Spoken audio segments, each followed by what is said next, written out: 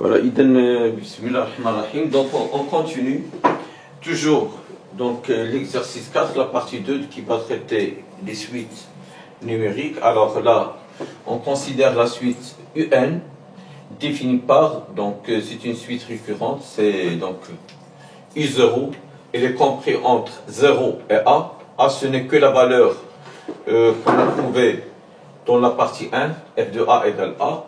Et quel que soit n élément de n, u indice n plus 1, il est égal à f moins 1 de un, sachant que f est une fonction bijective. Ça veut dire qu'il admet son image, il admet sa fonction réciproque. Alors on veut, petit 1, on veut montrer par récurrence, alors on veut montrer par récurrence, alors petit 1, on veut montrer par récurrence que UN, il est compris entre 0 et A. Alors montrons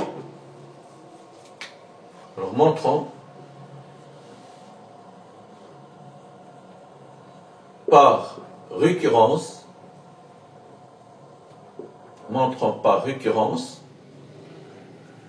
que UN est compris entre 0 et A. Et c'est parce que la récurrence, donc, elle est basée sur 3 étapes. Alors, l'étape 1,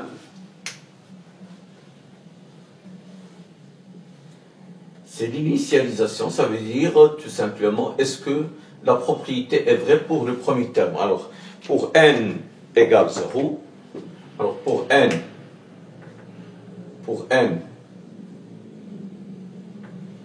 égale 0, on a, par hypothèse, U0, elle est supérieure strictement à 0 et inférieure strictement à A. Donc, alors je dis donc la propriété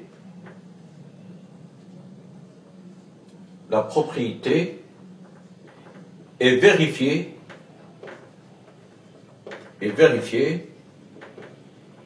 pour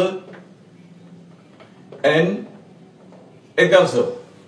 Alors maintenant, je passe à la deuxième étape. Étape 2, c'est ce qu'on définit par l'hypothèse de récurrence. Alors, étape 2,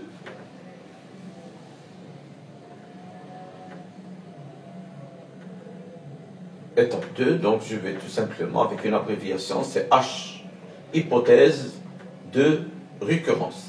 Ça veut dire soit n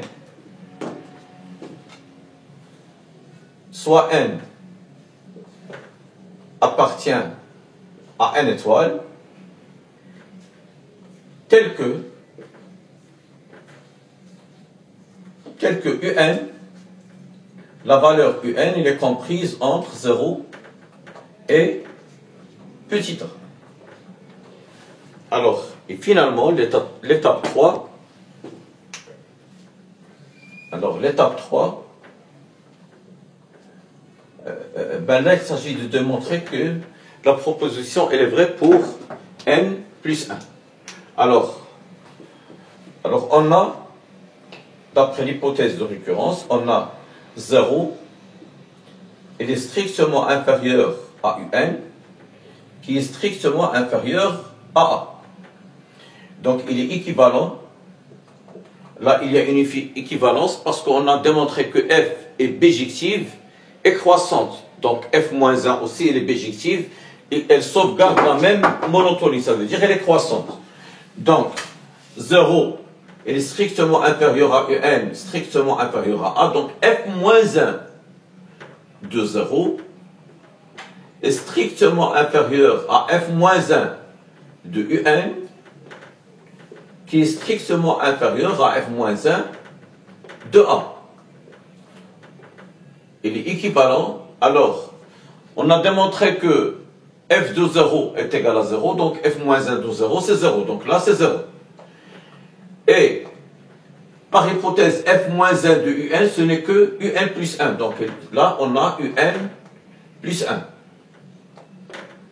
Et on a montré, donc, d'après la question, la partie 1, donc, f de A égale A, donc f-1 de A égale A.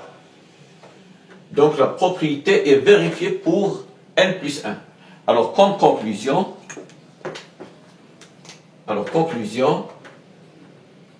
quel que soit n appartient à n, un, elle est compris entre 0 et 1. Voilà en ce qui concerne la première question. Alors on passe à la seconde question.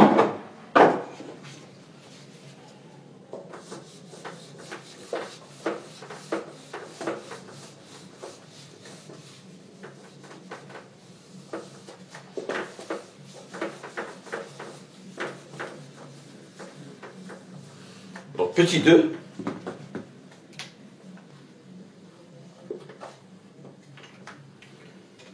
Alors on veut montrer que donc G, ce n'est G de X, c'était f de X sur X. Alors, la question petit a, on veut montrer que, montrons que G de l'intervalle 0A est égal 0,1. Alors montrons que l'image de l'intervalle ouvert 0A par la fonction G est égale à 0,1. Alors sachant que G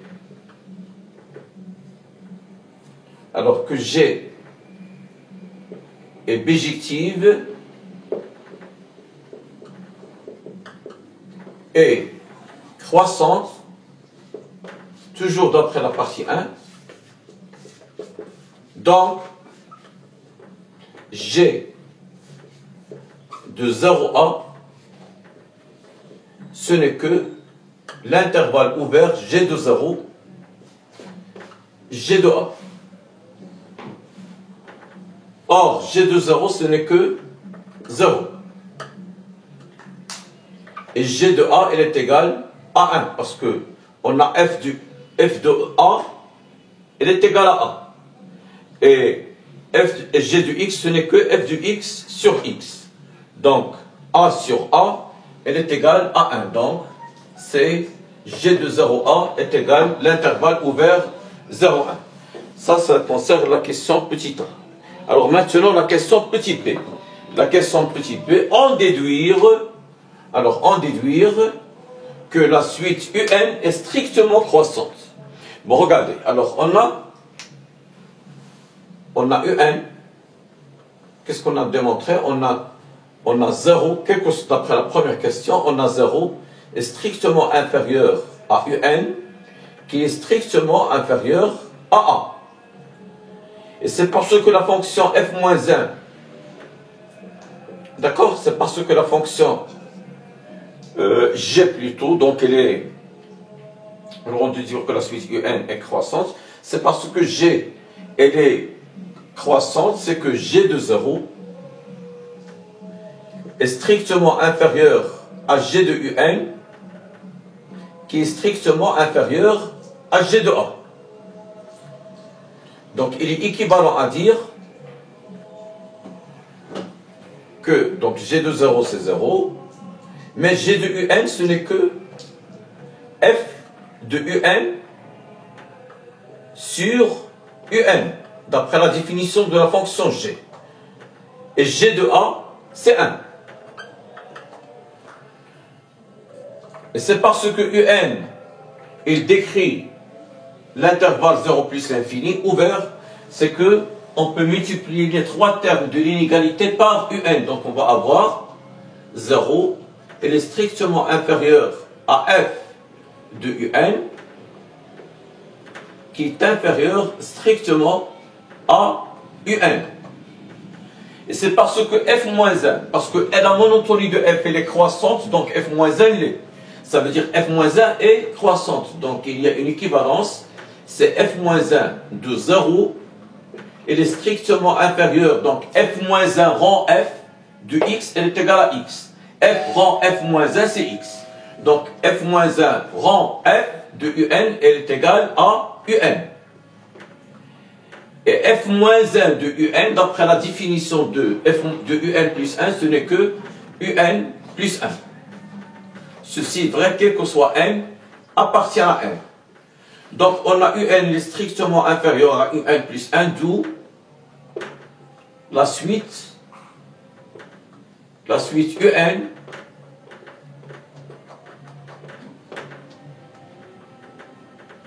est croissante.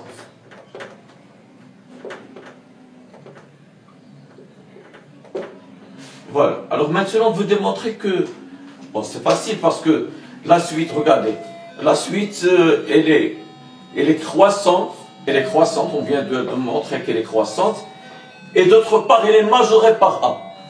Elle est croissante parce que un est strictement inférieur à un plus 1, et elle est majorée par A. Donc, d'après le théorème, tout de suite, croissante majorée et convergente, et tout de suite, décroissante minorée et convergente.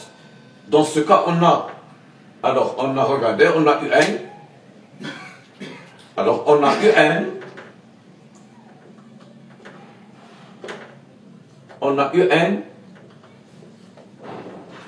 Et croissante, elle est même strictement croissante, et croissante majorée. Donc un,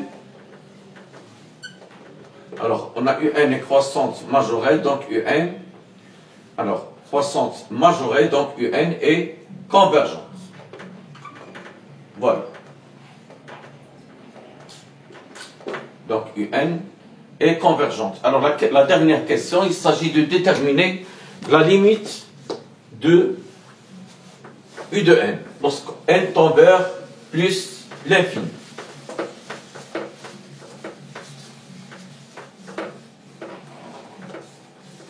Alors, là, la fonction un, alors, petit d, déterminons la limite quand n tend vers... Voilà, donc on termine. La limite, on veut déterminer la limite quand n tend vers plus l'infini de un. Alors, sachant que f moins 1, on a f moins 1, elle est continue, et strictement, il sauvegarde la même monotonie que f, parce que f est bijectif, est strictement croissante, et un plus 1, on sait que un plus 1, elle est égale à f moins 1 de un. Voilà, on sait, donc f moins 1 d'abord, elle est continue et elle est strictement croissante, donc elle est convergente, d'accord? Parce que f moins 1 de un, c'est une suite, donc cette suite, elle est convergente. Alors, or, U0, il appartient à l'intervalle 0 A. Donc on a U0, il appartient à l'intervalle 0A. Alors, si, on sait très bien que UN est convergente. Alors, si elle est convergente, d'après le cours, il va converger vers la solution si n est égale à la limite quand n tend vers plus l'infini de un, alors L est la solution de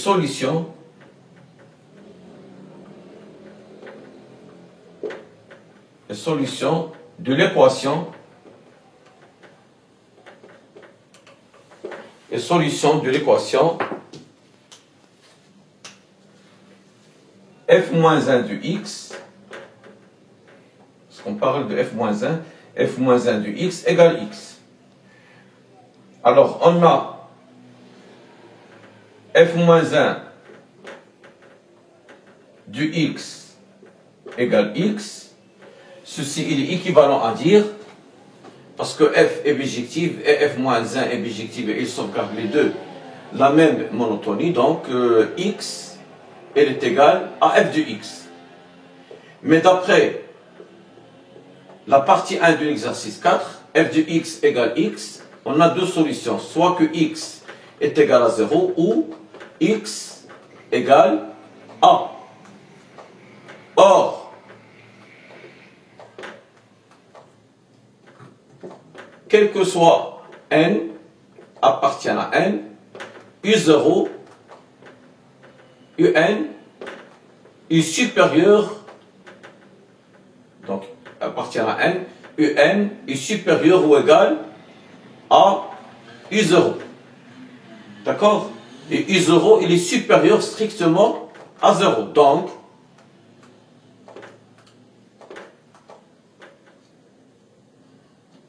voilà, donc un est supérieur ou égal à u0 et u0 est supérieur à 0. Donc, un est supérieur strictement à 0.